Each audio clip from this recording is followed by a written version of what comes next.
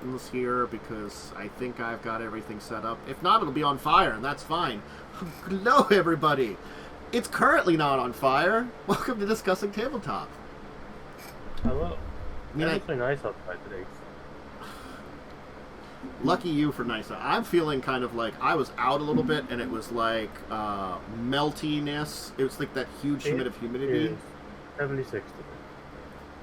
And it's raining, which is nice. Yesterday it was 104. Oh, God, that's really bad. Yeah, we didn't quite hit that high up, but we're high 80s, and it was humid, and it just started raining a little bit ago, so maybe that'll cool us off for this evening. Yeah, you're getting the rain that hit me. It was a pretty bad storm. Good luck. Hopefully it's calmed itself a bit. Who knows? Anyway, if you're new here, we talk about tabletop. Welcome. I guess that's the easiest way to talk about things. I'll throw this docket either into chat or if you're on like YouTube down in the comments. We talk about some things. We discuss some deeper, some things related to tabletop, and heck, I mean, this week's an interesting one. There isn't like a lot, because I guess what everybody's doing is it's this time period where it's the lead up to one of the big events. Gen Con is this week or next week, so that's when all the news is going to be. Yeah, so we're going to hear a lot out of Gen Con, which I guess is good and bad, but, you know, it'll be a lot of it, whether, you know, usually Tabletop World's not bad news, usually. Most of the time. Anyway, I guess we can start with the Baldur's Gate 3 is coming out. I mean, like... It's coming out. Hey, they released this announcement, I don't know how long ago, but if you buy it now, you still have a few days. If you buy it in early access, you'll get a free upgrade to the Digital Deluxe. Let me grab two links here. I have a link from the D&D Beyond site. You should link the Steam store. I was going to link the Steam store too, yeah. That's the better one to link. I know. It's the better one. Also, you are full screen on something. Yeah, I disappear. It's only me today that disappear, at least. Yes, this is... Whatever, I'll just link this. I don't have to enter my birthday, whatever. Let me just link the Steam page. I can do it. It's just... I'm always logged in on Steam. I'm logged in on my, like... I'm not logged in on any, browser. Yeah. Oh, here it is. I got it. Got it. Yeah, if you buy it now, you will get the Digital Deluxe edition. You got like 4 days left. Yeah. So you should buy it. It comes out on the 3rd, I think, is when it fully launches. I mean, it's been in early access for quite a while now. I don't know. That's the thing is, I don't know how much they've added overall since they started. They've apparently added a lot, and the full release will change a lot, from what I've heard. Okay. The character creation is going to be very different on the full release. They're making it so your ability scores are not species locked, because honestly that's just better for a video game. I mean, that I'll certainly agree. I think they're adding a bunch of... I don't know if... Because I've not played Early Access, I think all of the classes are in, but I think there's going to be more subclasses added onto the release. Okay. Because not all of the subclasses were in, to my knowledge. So, more material, some big changes. I mean, like, if you are interested, again, yeah, get it for the early access price before it goes full, you know. It is a good deal, because the Digital Deluxe is probably going to be like $10 to $15 more than the base game, so... Yeah. It's sort of like... Save you a little bit of cash. If you don't buy it now, you will have to wait for quite a bit before it goes on enough sale to make up for the fact that you didn't buy it now. Yeah. Beyond going even cheaper. Won't be on sale for very good until like a year. Yeah. And then that's only when you're getting cheaper than it is now, basically. It's Larian. I mean, they did Divinity Original Sin 2, which is one of the best RPGs ever made, in my opinion. Having played most of it, I have full faith that Baldur's Gate's really great, and everyone I've talked to has said amazing things about Baldur's Gate. So. Cool. I've not played it though, so I don't. Yeah. I don't play early access games. It's one of those games that I'm going to have to at least dive into at some point in time, whether on or off stream. I have to figure that out, and I'll talk about it then. You know, I've talked about I've heard at least the 2 Pathfinder games I played. I've talked about some other tabletop related stuff. There's something else we could talk about that's maybe related to that. Ah. Let me grab it, see if it's still up first off. Yeah, hey, I'm gonna post this in chat, and also there's a big humble. That's a long link. Just deal with it.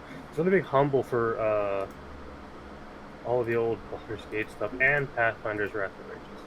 Okay. For $12, you will get Wrath of the Righteous, and then all of the old D&D games. So Baldur's Gate, Planescape, Icewind Dale, for $12. And I also Neverwinter Nights is in here, but I've never played. I like Neverwinter Nights. Honestly, that was of those. Wrath of the Righteous wasn't bad. I think that unfortunately it gives you this option of a lot of ways of play, but there really is only one way to play. And I feel like. Yeah, I mean, it's Pathfinder, so yeah, you have a billion options, but a lot of them are not good options. For me, I do have to say, like, it's having played through Wrath of Righteous, it really wants you to be, like, lawful good. Yeah, I mean, like, kind of want you just to spam archers for your stuff. It's alright. It's a lot better than, honestly, the one before it, Kingmaker. A lot of improvements. There were still some issues. Yeah. It's pretty goddamn long, but if you like that type of game, honestly, you could do a lot worse than Wrath of Righteous. I'll bring it up with them mostly because it has Baldur's Gate 1 and 2 in it. Yeah, which is really cool. Baldur's Gate 2 still holds up. Baldur's Gate 2 still holds up really well. I don't know about the first game. I certainly don't know about Planescape Torment, because I've never really played. I'm not sure Neverwinter Nights would hold up because it is very old, and it was... It's a hack of 3.0. It's a hack of 3.0. Yeah, it is 3.0. It's actually kind of like 3.0, 3.5. It's kind of like 3.25 because it's a little video gamed, but it is still pretty heavy stats. I enjoyed Neverwinter Nights back in the day. Again, it's some similar gameplay to Wrath of the Righteous, but it's like Wrath of the Righteous, you can turn the turn-based on. You can't do that in Neverwinter Nights, but it traditionally is just you and maybe one minion against things, so I don't know. I think, like, these are a pretty decent set of games, so you check them out if you're interested. I can't argue with that. A lot of the classic RPGs. Yeah, classic D&D stuff. So, Gen Con is rapidly approaching, and I have 4 people that have announced basically the big plans for Gen Con. I will link all 4 of them, and we can kind of talk a little bit about this. The one that's the most surprising is this first one I'm going to post, which is Wizards is actually planning to be at Gen Con and do something. Like, I mean, good, yes. It's the thing that... The thing is, for the last couple of years, Wizards' presence at conventions have been sort of there. You know, this is the first time in quite a while that they're like, we are actually planning a bunch of stuff and throwing it out there. Like, I'm sure I think they've had, like, announcements and stuff, but it's not been like, it feels like they're doing a lot more related to it and stuff like that. I'll post also, Paizo, of course, is going to be there doing a bunch of stuff. And then the other 2 were Wiz Kids and Renegade have a bunch of things that they are I recognize some of the names on this event list. So I'm just going to link people on the D&D Beyond page. All of them, though, just to kind of set it up. Yeah, like, not the Giant Science Adventure. They're showing off stuff for the Purple Big Worm Beast. Kill live show, which is part of their Yeah. streaming TV series. That's what I'm honestly kind of the most interested in learning about. Just to know if that streaming service is like dead on arrival. They're going to have a food truck there. That's too. pretty cool. Yeah. That's pretty neat. Costume event. A costume event, a showing of Honor Among Thieves. I still think that's a good movie. I want to see it. I still have to see it, but I've only heard pretty good things about it. I like it a lot. You know, it's that thing that, like, I wanted to be angrier at it, but it's supposedly, like everybody... It just came out at a bad time. It came out at a bad time. It lost a lot of money. Yeah. We're probably never going to see it. It's Because we can't have a D&D movie that makes money, man. We're not allowed. It would have made money if they hadn't shot themselves in the foot earlier in the year. They didn't have the PR nightmare that overshadowed its marketing. It would have probably made a lot of money. But I believe it is still at a loss. That just sucks. You know, I feel bad because, again, like, for it being like compared to the previous D&D movie series, which were just kind of bad, like having a decent one at very least, if not a pretty good one. A box office failure. It did not make 3 times as much as that. It fell short of breaking, so we're probably not going to get another one. I mean, if they're smart enough, they'll know they shot themselves in the foot, and like they'll listen to that kind of thing. We'll see. I mean, it still has to come on streaming services, so it'll probably recoup its losses on that. But even 3 times the amount that it was, it's just so stupid. And like, oh God, movies are expensive because of marketing. Marketing is just sometimes so stupid for it, and they just don't always do a good job. You know, it's like this is different on the problem entirely. So, so we've got a pretty big D&D presence. I mean, like, Pathfinder tends to have some presence anyway. Yeah. Paizo does. As it usually shows up. WizKids is pretty much doing a lot of their HeroClix stuff, which is, I mean, fair enough. Traditional for them. And then I guess it looks as though a lot of Renegade's just showing off a lot of their stuff, like their role-playing stuff and their games at this point in time. Which, I mean, they've got a bunch of role-playing games at this point in time and deck builders that they've been putting out. I mean, they've got, like, a billion deck building games, the like G.I. Joe, Transformers, Power Rangers RPGs to show off and things like that. And honestly, also Vampire the Masquerade stuff. So, I mean, it's a bunch. They're all 4 of those companies will have a pretty big presence there. Lots of things. So, we'll have to see how all of this goes and, you know, things like that. So, I wonder what Pfizer said. Anything what they're going to announce? Or what streams they're doing? Because August 3rd. I have August 3rd off, so I could watch some of this. Will I? I don't know. For Paizo, you said? Yeah. That's their keynote that they're going to have going on the 3rd. That's like kind of the only thing. Yeah, because after that it's They're gonna review. They're gonna, I guess, dive into the remaster of Pathfinder books, which is fine. Yeah. Then it's a lot of like talking about things, and Saturdays when they're having their preview of the remaster. Yeah, the things that like you gotta learn about these events is these are industry events. It's not like an E3 or a PAX. These are pure industry. Yep. So they are a bit boring for people. Look, if you're just watching it, and when you're there, it's different. But if you're there are things you can do, because there's going to be like there's a big old room with all these people with all displays. But as soon as you go to one of these keynotes, they are very industry things, and they are honestly they're really kind of boring. I can't even like it's one of those things. I can't even at PAX Unplugged. I can't sit down on one of these things because it's sort of like it's so much chuff. I just would rather like get an article somewhere, getting a summary, and like, you know, look up a couple of different people talking about things and like combine that information to something to talk about and have a discussion on, rather than sit down and have my brain melt away between them jumbling on about some kind of like crap that anyway, I don't have a lot of patience. Anyway, So we have a couple more actual, like, newsy things to talk about, but we've hit most of them. This one is just a short one. So the Star Trek Adventures Lower Decks book was supposed to come out August 3rd.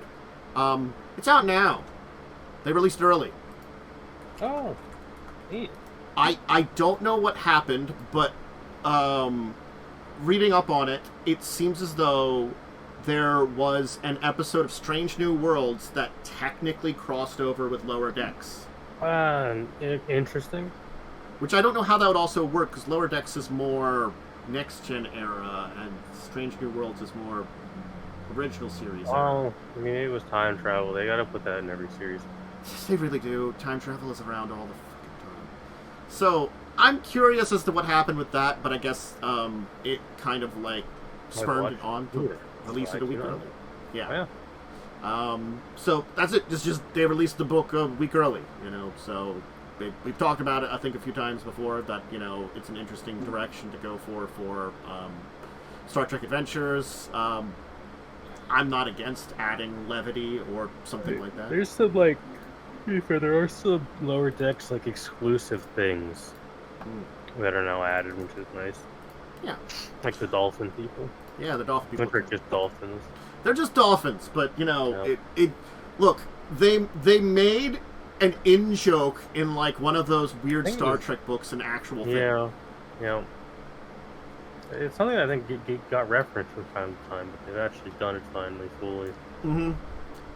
I think, like, the time that it, like, really was, like, it's, like, this weird thing that, like, was talked about, but no one ever saw anything for, and they made it a real, like, physically showed it off and put it into something that's, like, and since they're technically canon to Star Trek, it's... Anyway, so, we do have another update. A company that's been around for quite a while, 17 years, has rebranded itself. Jasco Games is now UVS Games. They do some kind of collectible card-based things, and they've acquired some more properties to work on, anime properties. So they're going to be doing some of their collectible card-based stuff for Cowboy Bebop, Trigun Stampede, and My Hero Academia. So going anime route. 2 of those are good. 1 of those I haven't seen. I've not seen. 2 of them are definitely good, and the 3rd one isn't terrible, but it's a Shonen Jump series. So I've never watched My Hero. It just kind of never really interested me. I watched, like, the first season. It's not bad, but I couldn't keep up with it because, again, like, I think I had enough of Shonen Jump series because they all have the same kind of thing. Like, it takes a little bit for me to be interested still. Like, maybe, like, Naruto kind of things burns you out on a lot of those. There's a lot of Naruto. That's one that does it. Like, I still have an interest in, like, One Piece, but I haven't watched it in quite a while. So. Will be there for. Just watch the live-action version. It definitely won't be that. I'll let someone else watch it first and actually report whether it's good or bad, and then I will decide whether I actually want to do that. Because the best thing about the One Piece live action is the fact that in like a month, in like a year's time, I'll be sat here watching a 6-hour video essay on it, and having not watched it at all. Like, That's exactly what happened with, like, Ruby. I never watched Ruby, but I did sit through a 5-hour video talking about it. I watched through, like, a lot of the Shonen Jump stuff, and I liked it, but, like, also, like, I'm at this point in time, I'm like, it's very samey, so it's sort of like, it takes a little bit to get into another one because it tends to be samey then. It's like it's a style, I guess, that kind of goes along with their publications. For most of them, not all of them, but I don't know. But anyway, rebranding, some new products coming up. I honestly didn't really know a lot about their product list until now. I knew they did, like, cards. Yeah. I've seen their cards at my local game store. It's Unversus collectible card game is their things that they're adding, I guess, like, I guess it's their anime style or anime game that they're now adding in, more brands for it. I guess it's the collectible card game of Besom, if you want to, similar kind of thing, where you can just mash together a bunch of anime stuff. So. Kind of. But rebrand, it's been around, so yeah, if you want to check out this collectible card game, and you like any of these anime series, maybe this is the time to get into it, or maybe you want to look into it and see if you're interested in that one. So launching this week, coming up, is a interesting kind of RPG on Kickstarter. Let me put this out here. It is coming up. Because it's, not a lot this week. I had to go for like a preview. Anime. Yes. Anime inspired. Anime inspired fantasy RPG that fuses Eastern and Western media. Apparently they're supposed to create like inspired by things like Final Fantasy, JoJo, Discworld, and Star Trek. I'm wondering where the Star Trek comes from. JoJo. Look, I know JoJo by reputation rather than actually seeing it. No, I hate JoJo so much. Many years ago, I'm sure I'll upset people, but it is a bad anime. I couldn't get into it years ago, so I just keep to its reputation. It's sort of like I've tried plenty of I have hot takes on anime, plenty of them. And I'm the person that's very neutral about a lot of things, so it's very hard for me to be like, I hate that. But I've got plenty of hot takes on I couldn't tolerate certain things here and there over the years. Looking at the character sheet, because you go to their website, they do have the character sheet and they have a small playtest on it. Yeah, let me see. I can link the website. Thank you, because I'm trying to... This is the website here. Oh. Good. You go to the playtest. It has a bit of a playtest up here. Oh, good. This sheet looks very simple. It looks like a very easy to play system. I could, if it's Final Fantasy inspired, I could see myself playing it. Because I'm a huge fan of Final Fantasy. I don't really know. I don't want to read through all of it. Yeah, based on the rules right now, but I probably will. Yeah. I might back it if I like the rules. And it looks from what they're kind of displaying a little bit more classic Final Fantasy. Makes sense. Because certainly we've got very extremes nowadays of a lot more heavy technological or not the current ones super medieval. 6. They've all had the magic things. But 6. 7 and 13 were just full on sci-fi. Yeah. 14 is traditional. 12, I don't remember how much magic it had. 10, I think had 10 had a bit more technology than 9. 10 was that weird one where the main religion hated technology, and then there was the group of people that had it. Kind of the only thing I know of 10 is the lab from Titus. That's the only. I've never played 10. Yeah.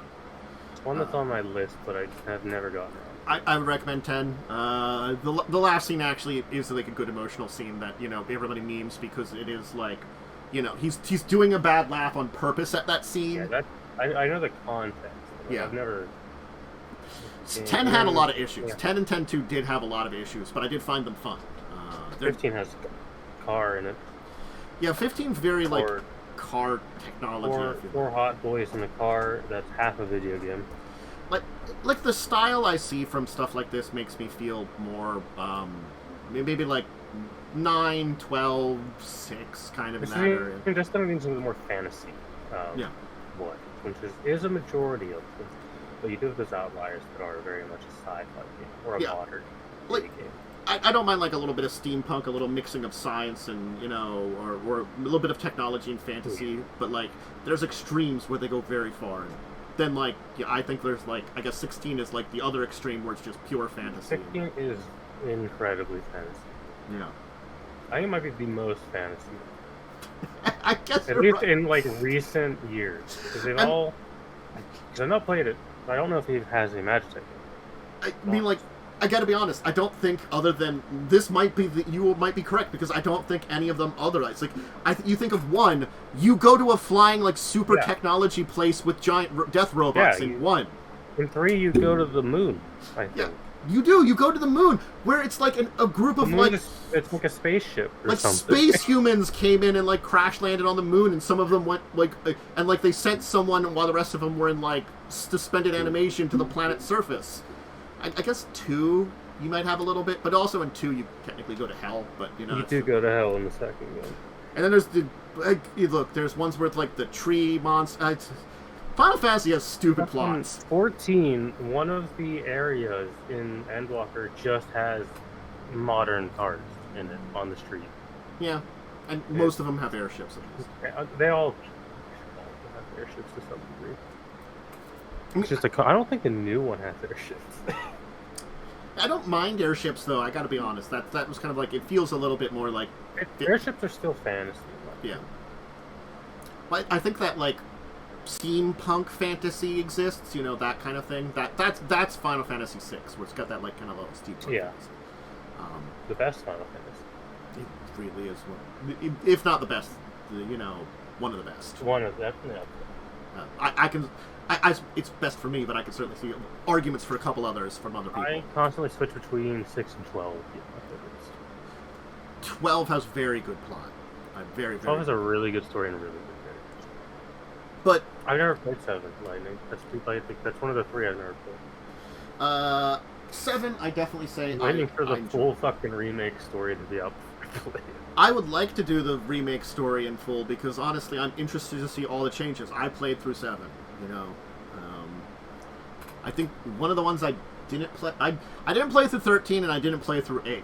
You're not missing much with 13. Well, I knew I wasn't missing much with 8 when, like, honestly, I played a demo for it and 8? was like, this is kind of terrible for... And then, 8 is good for its, like, meme value nowadays, but as a game, it's not fun. I've heard about how to play it. Like, I've seen some people... Like, I've seen, like, one of those long things talking about the Final Fantasy series and breaking them down, and honestly, like, when I hear about 8, I'm like, glad I avoided that when I played that demo and said to myself, you know what? No. Yeah, that's probably the wise decision. Back in the PlayStation era, where there were demos. Demo discs, baby. I have a bunch of demo discs. They're worth nothing. Oh yeah, they're worth crap. I only have a crap load too. Like the greatest thing is, these demo discs are often just entirely different. So they're a unique piece of media that is lost forever. I have to find it. I'm sure I own a copy of it. I love Parasite Eve, but apparently, like, there's like an entire like remix of one of the songs in the demo that I couldn't even remember, and I know I've got to have that somewhere. That's cool things like that. I bought whole games just for demo discs. Yeah. You know, it's before then. It was renting a game. That was our demo. Yeah. Yeah. You would rent it. You would play it for like a week, and you have to take it back. Yep. And then you figure out, I kind of want to own this. I mean, you were SOL if it's something that had a save file, but yeah, that's we got beyond that eventually. Anyway, so Cloudbreaker Alliance coming out soon. It looks neat. You can look into the playtests and stuff and the character sheets on the site and give yourself an idea of whether or not I'd be interested in it. And it should be launching on the 1st. So that's soon. Yeah, 2 days from... 3 days from... Wait, 30, 31... Yeah, 3 days from now. There you go, you figured it out. I have to... I always try to forget which months have 31st day. That's my... Fair. You know. And I was thinking about something earlier that I was like, oh, July has this. So... Modifius released a whole slew of products related to this line. Including the core one, Lobotomy 2 Manhunt. I don't know if there was a Lobotomy 1, honestly. But it's like a miniatures type game of some kind. I guess card miniatures game. There's plenty of those kind of like board games where it's like miniatures heavy and stuff like that. But under their new arrival list, I can list off, they have the core game, the Hell level, the Jaws Award, the Criminally Insane, the Legacy Ward, the Villain Ward. Yeah, they got a lot of stuff for this entire thing. Yeah, I see that this is a funny reference game. That's just high. Oh, yeah, you're right, it is. And that's 11 from the picture. Oh, yeah, it is. Oh, I didn't even see those pictures on there. I didn't check those. I was like reading up into it. So. Well, yep, there you go. Also, for an expansion, they've released just a slew of crap for this one. I mean, Lodivius does good minis game if you like, I guess, like a reference / miniatures, more board game rather than actual, like, you know, that kind of stuff. It might be for you. It's a cooperative dungeon crawler board game. Survival horror. Those are always fun. Yeah. I guess for dungeon crawlers, we don't get something like survival horror theme a lot, so... No, it's usually action adventure. Yeah. Fantasy, action, adventure, those kind of things. Or a lot sci-fi. of times. Yep, sci-fi. Warhammer. So survival horror theme is really neat and different. It's a unique funds for those co-op dungeon crawler games. So they had... I understand why they have a billion things. It was crowdfunded. Yeah, it was. It did have crowdfunding. I googled it, yeah. That makes sense why they have a billion expansions already with the normal release. Got a lot of promised things. Yeah. They were very successful. They were like, we'll add this thing in and this thing in. And it's like, well, we made all of them. Let's release them all. Anyway. I don't have anything else to say to it. It is for the base game. Here, let me switch it to US dollars. It's some cash. It's expensive. But it's a miniature It's game. a miniatures game. It's $142. It's a miniatures game. Very expensive games. It's an expensive hobby. It's 76 miniatures, the tile, 300 cards and 400 tokens, 13 custom dice. It's a lot. It's a lot. Lots of stuff. Yeah. And Modiphius does really nice looking miniatures, so you can't complain. They do. The miniatures are always very nice. If you're interested in that and like to try a new cooperative dungeon crawler game with people you play with, hey, can't get any worse than this. So it's a thing to check out. Neat. Oh, I still have to choose a topic for us today. You have to pick a topic, God, man, you know. Pick a topic, and then we gotta talk about our week. We could talk about our week while I think about a topic. Talk about our week. What'd you do this week, Cantus? I only did Buccaneers this week. Buccaneers. I had 4 things this week. One of them was Buccaneers. You were very busy this week in comparison. I'll rapid fire them real quick. Sunday, we played Space Game. We were told our mission would be very difficult, and then we walked into the boss and defeated him and then left the planet. So it turns out the mission was not very difficult because we just walked into the boss. Just ran into him. Well, hi there. Lightning rolled 4 nat 1s and did nothing for that combat, which is very sad. Ouch. I basically soloed the boss because it was a sniper battle and I'm a sniper. So it was a weird session. It was Cell's first new character. Cell made a melee character. Cell got to do literally nothing. And then the other character is a melee monk, so also nothing. Pleasant. So it was definitely not an amazing, not the best session. It wasn't the best session. Now we're gonna go fight a mermaid woman on Hell Water Planet, I guess. That just sounds like an interesting statement. That's what happens in that game. We have him, we have to fight a libertarian alien, or a crime lord. Those are our 3 choices we picked the mermaid. Alright. It's a very silly game, and I don't know if I like the silliness is a little much sometimes for me, but it'd be that way sometimes. Yeah. Tuesday I ran the first session of Lost Mines of Fandelver with the UAs I've been playtesting. The UAs function pretty good, honestly. They're not too unbalanced. They felt good to go against the DM. The players seem to enjoy them. And Lightning's playing UA Cleric, but old Cleric subclass, and they seem to work well together. Okay. So they are compatible. I can confirm that. That's a good sign. Okay. But Lost Mines is Lost Mines. Rolled a lot of damage on the Goblin Ambush. Rolled a lot of damage on the Goblin Cave. Nearly killed 2 PCs with a Bugbear. It's Lost Mines. It's a meat grind. Yeah. Slarg is not a CR1. He rolls an additional damage die normally, and he's meant to sneak attack. So he rolls like 2d8 and then an additional 2d6. So he will kill the thing. He's not a CR1. I don't know why he's fucking in that cave. I don't know why you fight him at level 1. Now, you're playing the original Lost Mines, right? Not the... We're doing the original Lost Mines because the new book isn't out yet, but I am going to run the new version when it comes out to compare it. Okay. Oh yeah, the party is a dwarf wizard played by Cell. Cell made his character day of session, during the session. We have a snake rogue, a dragon person played by Lightning, and a skeleton. Okay. I let Jay play a skeleton. It's funny. So it turns out new fighters really good at taking damage and healing themselves. That's actually a pretty good buff. That definitely sounds like a good one. It's alright, Lightning. I don't do massive damage because I think massive damage was just dumb.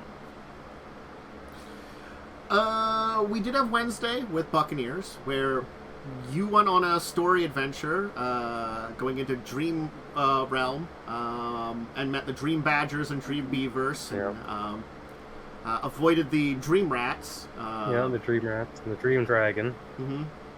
And there was Dream Cats, too. And, had a nice conversation with your brother, which honestly went pretty good, because he was very hostile to begin with. Yeah. You worked him down maybe to unfriendly, less than... That's fine. Look, if I can get that to neutral by the end of the game, that's me happy. Yeah, less just gonna try to kill you when he sees you automatically. Steps in the right direction. Yeah. Family therapy through dream places. And then there was a fight with a barbarian woman where no one thought to think about barbarian culture, where the strongest and she's just, I'm just like, so many times that's in that kind of culture where it's sort of like, you beat up someone and they're like, well, you're the strongest and you're stronger than me. Hey, no one's really done that. Now since we're trying to ally yourselves, that means you want to marry me. Cell comes up with plans but doesn't check the details sometimes, and I'm like, you could just actually look into stuff. But no. I do love that this is how we learn that half the party is just afraid of my character. That was really... They're just afraid of my character. My character he's done nothing to them. I know, but they're just like, damn it, we can't let Misty. We have to brace this really nicely to Misty. It's like, they were so paranoid. It was good times. And then you went to the island where you were familiar with people. We went to Hell's Harbor at Tex, and we talked to my old captain. Yeah. And you're pretty much done assembling people. I think you have stop back at Quent, and you said maybe for another one. I don't think we're gonna do Wide Olga just because we don't want to get involved in her drama. She does have a lot of drama. I think she was the last one on the list anyways, as she was a maybe. Yeah. You got a pretty... I think it's going back to Quent now. You got a pretty good crew of people, so... we'll have some, meeting of the minds planning. Yeah, War Council and then War. Yeah, which I'll skip through 95% of, because I don't want to roll out another battle. What you could do is you could narrate stuff happening over a period of time, so the war isn't a single battle and incredibly lame. Yeah, I'll try to figure out a good way of doing that. I'm almost certain it's one battle, and then they never mention it again. I really do. It's just one It's battle. not how wars work. I mean, like, I'll try to figure something out, you know. I mean, it is a aquatic invasion force, so it doesn't tend to have multiple fights as many times as, let's say, like, you know, other things like... True. The Spanish Armada was one attack and it kind of failed. And then it was that's Spain for you.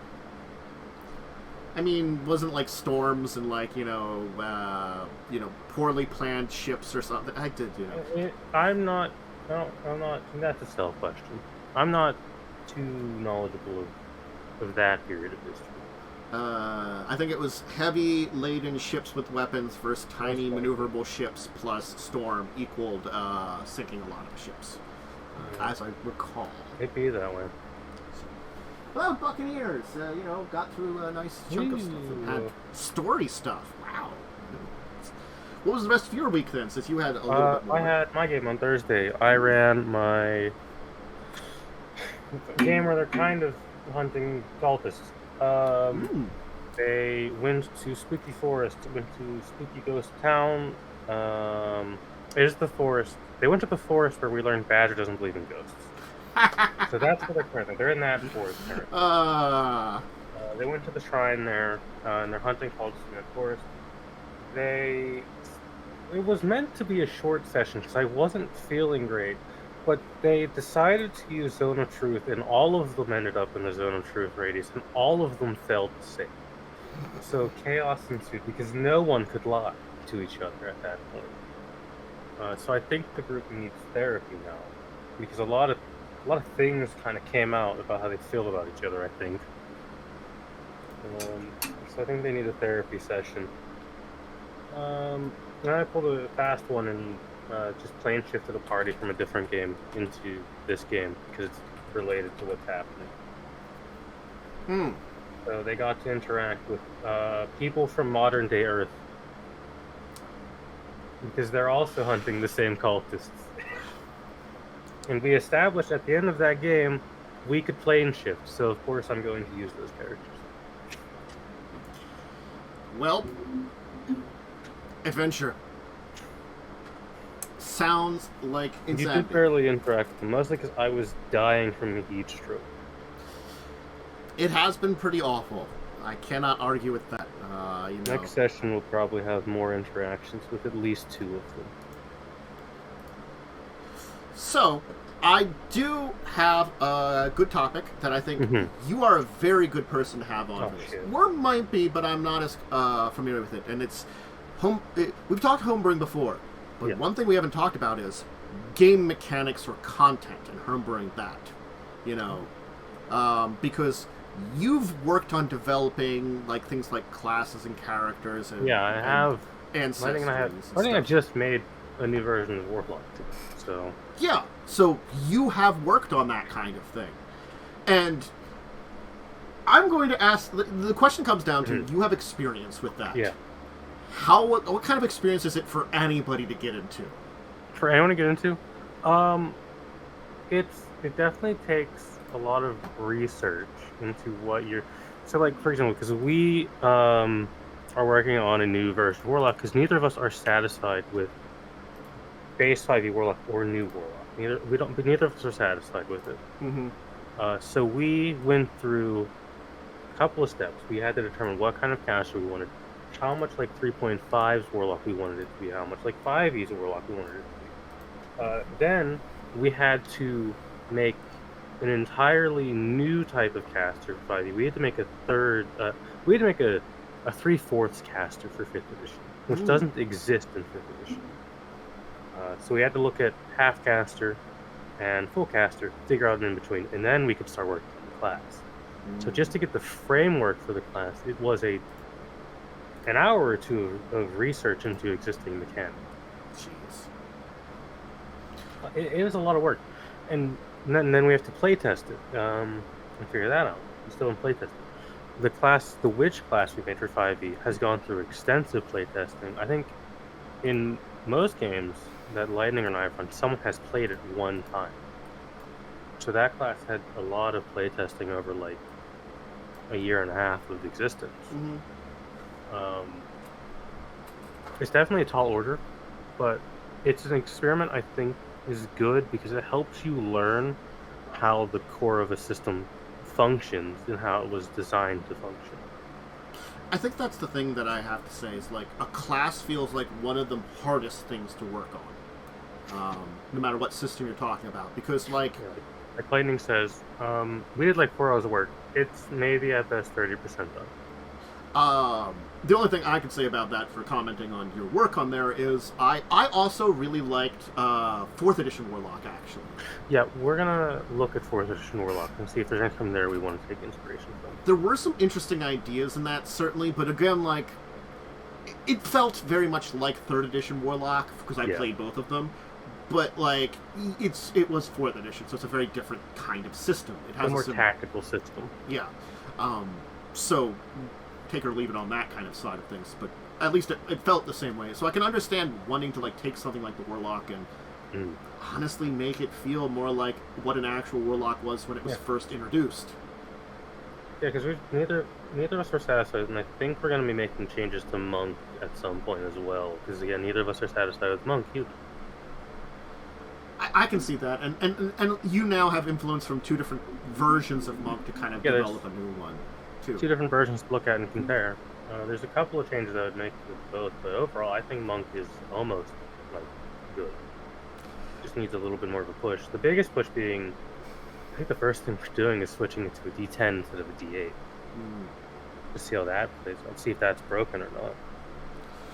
Yeah, like, I think when it comes to things like your species, ancestry, stuff like that, those tend to be pretty easy to make.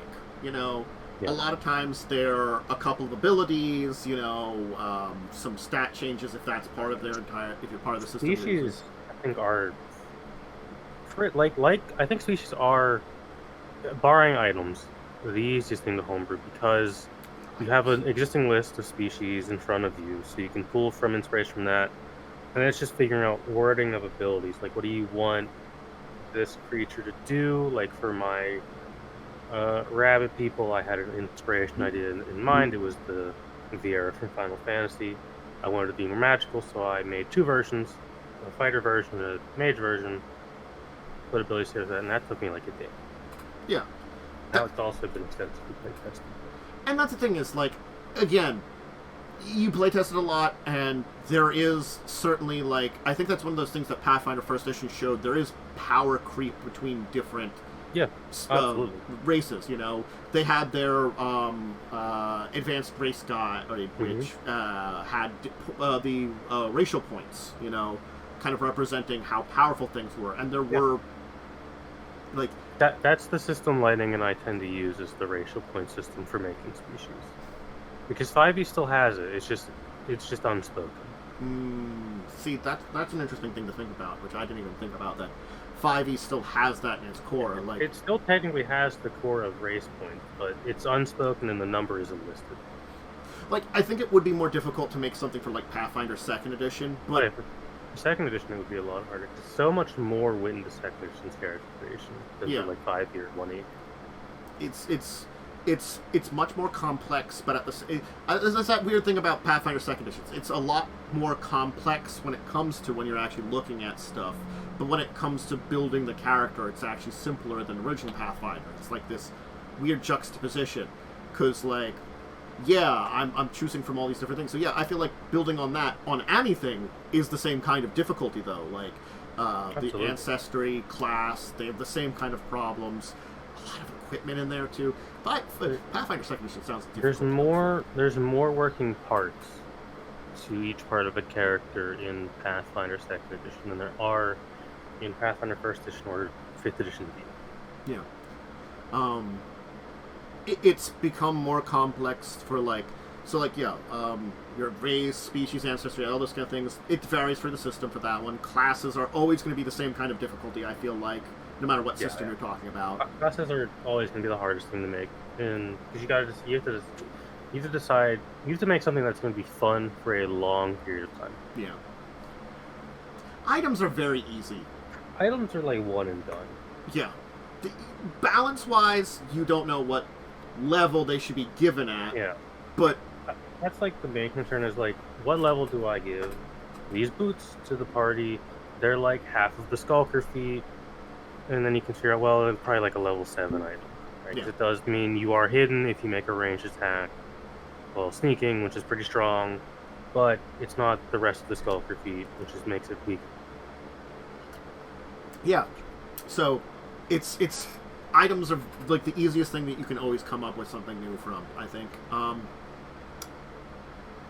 Let's see here. Small things like feats where they're linked to things, those can be a balancing thing too, because feat. There's never a good baseline for what a good feat is in 5th edition, because most of them are bad. Yeah. Most of them genuinely are just not worth taking. I think that's the thing about 5th edition is the power difference between the feats are just so wild. Like you've got like Eldritch Invocation, which gives you an Eldritch Invocation, which is something only one class is ever meant to have, and then you have the Chef feat, which doesn't function unless your DM allows it to, because you require material components for it. If you don't have it, you can't use your feat. Oh yeah, Chef feat.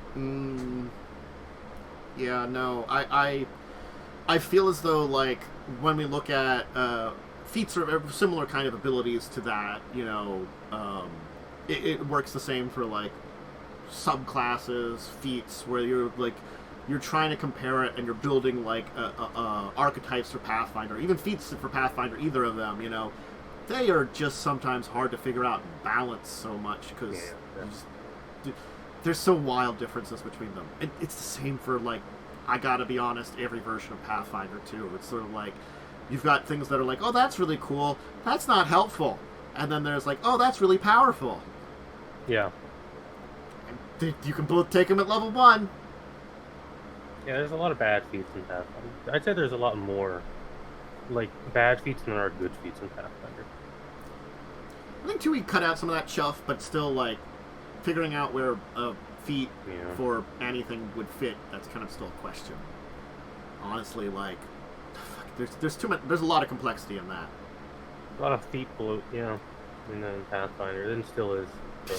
They changed the way the feat bloat works. It's still there technically, but it's just presented differently. It's presented in a much nicer package. Yeah. It's harder to trap yourself into than it is in 1E. 1E you can really trap yourself with a bad feat. I think there are two other places that come into when you're homebrewing system stuff. I think we've talked a little bit about the monster side of things before, where you're customizing, making your own monsters and stuff too, which honestly depends a lot of time on the system and having a familiarity with it. And like for 5e, I don't really customize monsters a lot, but what Lighting and I have done is we've made like a list of templates that we can just slap on a monster and like, well, this is a vampire. Just place the vampire template on. Oh, it's a void monster, void template. Templates were always a nice thing in other editions. We got one of those in 5th edition. It's Half Dragon. It's the only template we have in 5th edition. Kind of sad they got rid of a lot of them, because they were very helpful and kind of nice. I think mechanics is the other thing that you can kind of bring up with this thing, because, like, you know, take for example, when I did in Buccaneers, I homebrewed a thing for the to replace a mass battle on the ocean. You made a series of skill challenges mechanically, and that was, in my opinion, very well made. It took a bit, and it was like, unfortunately, what I built was very custom to that. You know, I didn't have something that was very easy to put out there.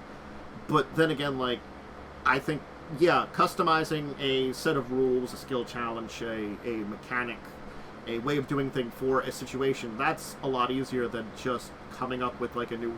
Like, I would not know how to start bracing, let's make mass battles work. Well, I don't think anyone can make those work, to be fair. They're never fun. They just take too long. Yeah. A good combat, in my opinion, is somewhere between, like, 3 and 5. That's a good, satisfying combat, in my opinion. It's just an unfortunate thing that, like, you know, something like that where you have to build mechanics is... You have to rely on your system to kind of give you a basis for it, you know. Pathfinder, it gives you something. Is it great? Yeah. but you can work on it. Custom mechanics you get from the modules for Pathfinder are kind of half-baked and not amazing. But if you want to, you know, I guess mass battles can be very suggestive, varying what's good and bad too. That's kind of a difficult thing to read, you know. I've told this story before. I don't like mass battles because I had a 6.5-hour D&D session of a mass battle before, and I just did not. I don't want to ever do them again. Yeah. It's something like that definitely like sours your taste, that kind of thing, and it's narratively an interesting thing, but like mechanically it's just so difficult, and there's never good rules for it, and I think that comes down to like, you know, I feel like 5e has the best advantage for this because it's a rules light system, so like coming up with a new rule, it fits very easily in there, I guess, more than a lot of other systems. You can squeeze a lot into 5th edition. It's not as rigid. It's more modular. That's, I think, its big advantage on this side of things when we come to talking about, you know, bringing some rules. I think going over all these topics kind of brings us back to like what the original thing to say about this is that, you know, there are certain circumstances where you might want to bring something in that fits narratively with what you're working on, and it has its own challenges that you have to kind of face about. You know, like if I'm making I forgot even. God, spells. I forgot spells here. Spells are not easy because, again, the baseline for what a good spell is in 5th edition is even more so for Pathfinder is skewed. Like I think I've made spells before, and they take a lot of work. Yeah. Because you got to figure out math, you got to figure out saves, something like that. Is it what level? What level is it? Is the big thing. That's the thing that like it's unfortunate that like you almost have to break down like. The fortunate thing is there are schools of magic. That at least you can compare different schools. Like if I know this spell is going to be in this school, I can then at least cut that down a little bit. But that's not always an easy thing too when you're trying to come up with like a version of a thing, because like I don't know if it's as much in, it might still be in 5th edition, like conjuring versus evocation is an actual thing for they both can do elemental damage, because one just you throw out elemental damage like a fireball, and like at least for Pathfinder it was like the other one is like, oh, I summon something and chuck it, you know. I don't know if that really exists. They might have gotten rid of that. I don't play a lot of casters in 5th edition. Oh, full casters. I usually play a half caster or a divine caster. Yeah. Also, like, just 5th edition has a lot of ways they've done things differently, so. Yeah, one that's summoning something that makes it, or making something that hurts. Yeah, it's sort of like, but the thing is, like, it's the weirdness of the entire, like, way they break it down sometimes. So caster is conjuration spell, I think, because you are summoning the arrow. Yeah. So acid arrow is a good example of you're summoning something and then you're still. It's basically the same thing as a fireball, but it's conjuring. Basically the same thing as like an invocation spell, but you're conjuring something. You're doing the act of conjuration. Yeah. So that's like, but stuff like that's a breakdown that you have to figure out. Is that the kind of thing am I doing? Is like something else, you know? I mean, like, look at just official stuff. They still can't figure out where healing spells are meant to be at. Because they've changed schools like 4 times now at this point. Yeah. The real answer is they're necromancy, and you can't change my opinion on that. I will definitely agree with that one. That was the best one I've heard for healing spells. Just because the concept of necromancy, as much as necromancy, like, it's the bad rap because necromancy has the, you know, undead related stuff, but it's really supposed to be manipulating, you know, life energy in general. So that's why I always felt like that's a good place for it, because you are manipulating negative and positive energies with it. The new one of the UAs, they made like abjuration, which to me doesn't really make any sense. But like in Pathfinder, I think what are they in Pathfinder? I would have to check. First Ian's 1E and 2E are different, I think. They're conjuration in Pathfinder, which makes sense for Pathfinder because you are using energy from the positive plane. I think it's the same for second edition. That's first edition. I remember it's Conjuration Healing Sub. And you are... the way that they describe it there, yes, definitely makes sense. You're pulling from the positive plane. Yeah. So thus it is, you're conjuring energy to heal something. You know, I've been clicking around, and I'm like, oh wait, there's where spells are. I'm not clicking on that somehow. I'm just magically not being able to... Healing is Necromancy in second edition. I think that's fair. I think that makes sense. Yeah. I mean, their explanation first edition worked fine, but then they're like... They simplified it a little bit, almost in concept, when it came to second edition, you know. And I think, like, you know, it's how you define... spells come down to... How is the system I'm playing it defining different types of spells? How can I break it into different types of spells? What's the level of different spells? So that's complex, you know. That's a headache. Setting also matters for your spells. Oh, yeah.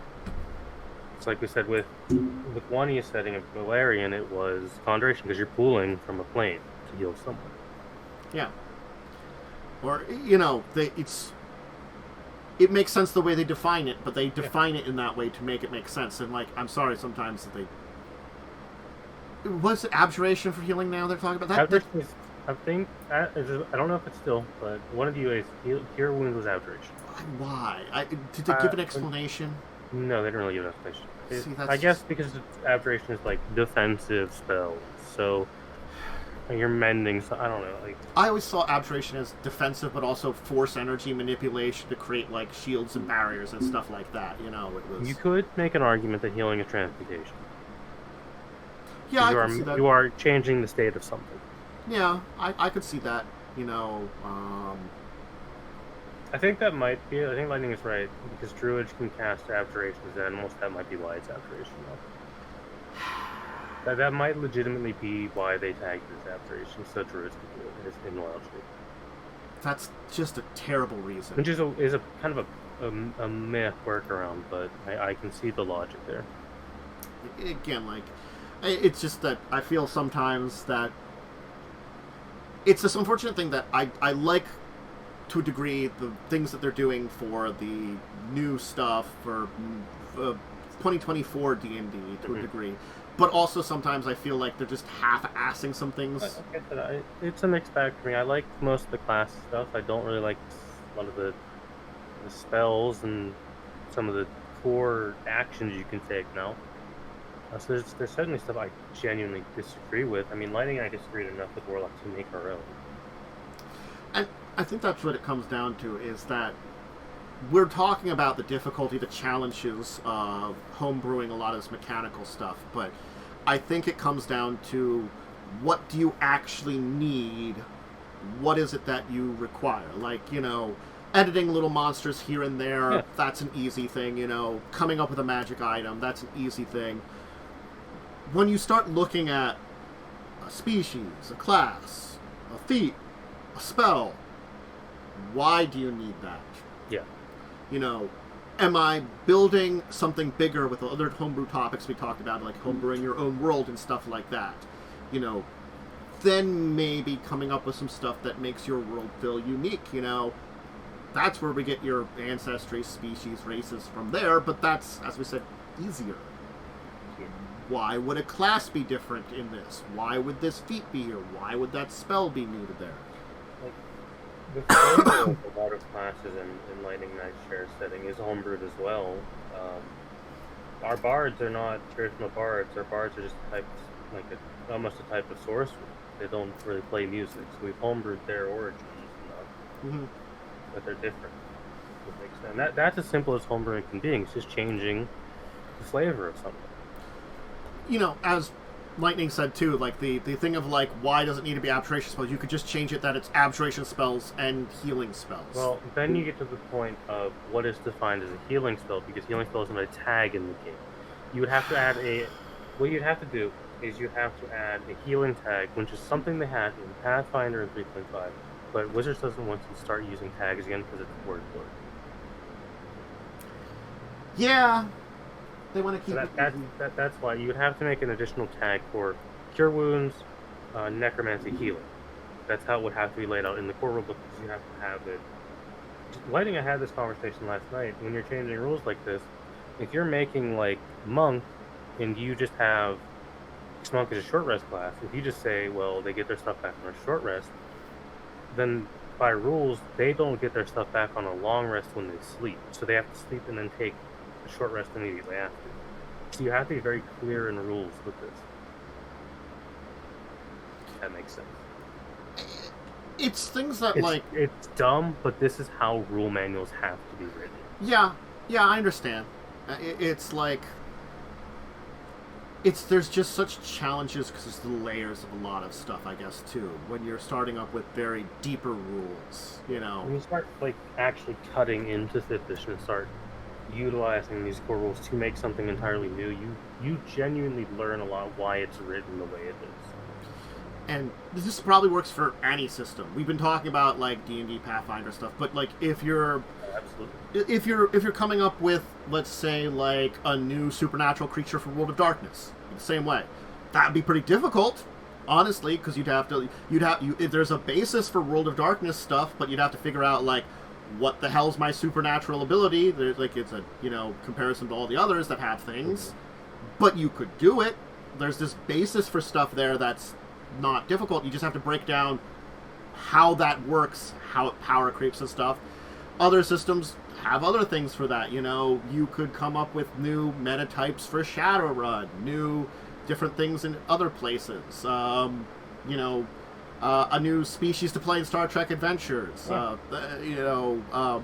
There are places that you can give or talents. Is it talents? Is it? I think that that the little abilities you have. Yeah. Coming up with more of those and how they function in with the systems and stuff. For one of my settings, I'm starting work on just adding basic magic to Cyberpunk Red. Because there is a Cyberpunk 2020 book that has magic in it. And supernatural stuff. And Red is so close to 2020, you can just port a lot of it over, but you still need to work. Yeah, I'd be interested in that, because as much as I like Shadowrun has a little too many layers, in my opinion.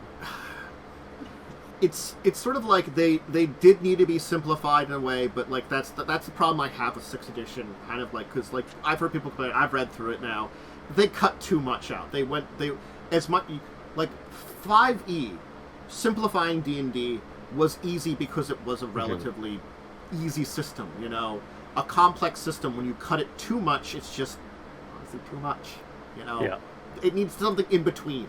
I don't mind you cutting and simplifying it. Just put something like in between 6th and 5th. That's where it needed to be. A little easier, but doesn't need to be like lobotomized. And that would be something that would be difficult to like homebrew. I'm sorry. Figuring out a way to make Shadowrun's Magic System 6 or their Cyber System work, those would be challenges. That's the kind of thing that like is equivalent to a class, or because those are heavy rules mechanic things that there are some basics for it that you can easily use, but like the mechanical nature of it and the way it works with interacting with the world, that's a challenge. Yeah. There's a lot to it there, and there's other things that maybe you would want to work on and edit, and you'd have to work into it, and it's just how much time and commitment do you have to that? It's like building a house. With when you start dealing with mechanics, like building a house, you need to do the framework and the foundation first, and then you can start adding to it. And that framework takes a lot of time. Yeah.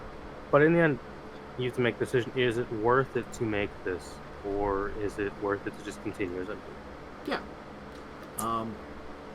There could be a perfectly nice pre-made house right over there, or you could go to this empty lot and build something on your own. And if they will cost you the same, the time investment is what you have to look on. Yeah. Time investment's a big one for a lot of things, and I feel like ask yourself before you start doing deep homebrewing, what kind of time investment do I have, and do I want to invest the time to make this work and be fun? Because you can come up with a lot of crap for whatever game you're playing. It's not fun. Yeah, if the mechanics aren't fun for anyone, then you've wasted your time. Yeah. Is my opinion on home. Yeah. It's a challenge. Yep, it is very difficult. It requires a lot of play testing, a lot of communication with your players when you implement it. And honestly, like, advice from other people is a great thing, Find people that you can talk with about it. You and Lightning working together, I think, is like that's what you need, something like, Yeah, it is good to have someone to bounce ideas off. It helps. Anyway, I think that's a good point for that.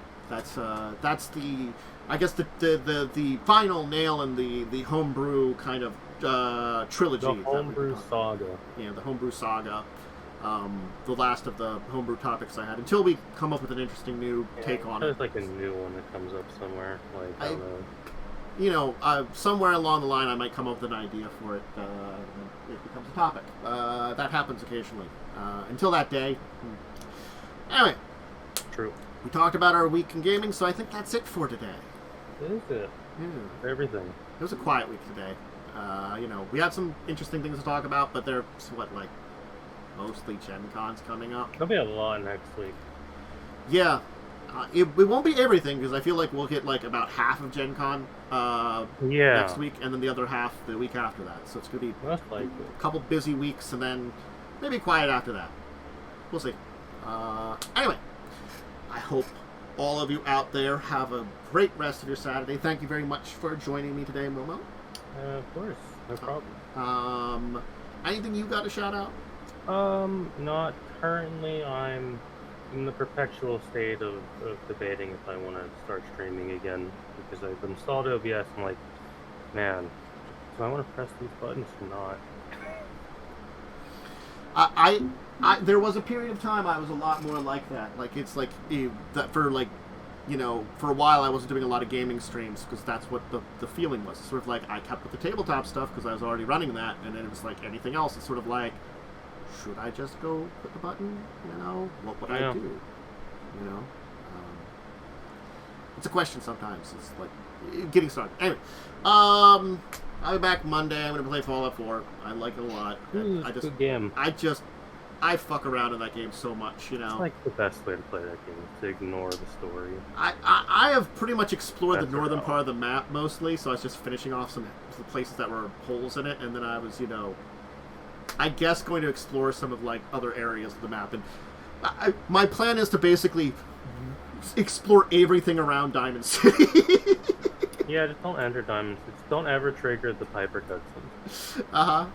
I don't have to. How close I have to get to trigger that cutscene? You have to walk up to the gate to trigger it. Ah, good. So that when I don't walk up to the gate, you have to be in conversation range with her for the scanner to proc. I can avoid that. I can go and look at it and be like, that appears to be Diamond City. I'm gonna go left now, or right. I'm just turning this way now. And then we got the rest of the schedule for myself. Tabletop on Talking Tuesday, Thursday, Saturday mornings. More gaming on Wednesday, Friday.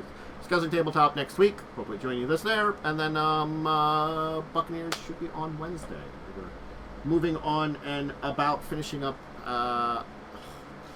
Honestly, I feel like parts 2 and 3 are not going to be that long once you kind of finish up 2. 3 is not technically going to be that long. I don't know. I have to figure out what your direction's going to be with part 3. That's going to be the question. Yeah, I have an opinion I can give you on that. Sure. Not to spoil. Yeah, well, maybe we'll have to chat about that, because sort of I know what the concept is, but it's sort of there's little crumbs that exist here. I don't know how much those crumbs are going to be done. That's the question about it. Because, so anyway, that's the thing to discuss. But, alright. I have the YouTube stuff, Discord, Twitter, check out stuff. I think that's all the things to shout out. So, anyway, farewell, everybody. Have a great rest of your day. See ya. See you later.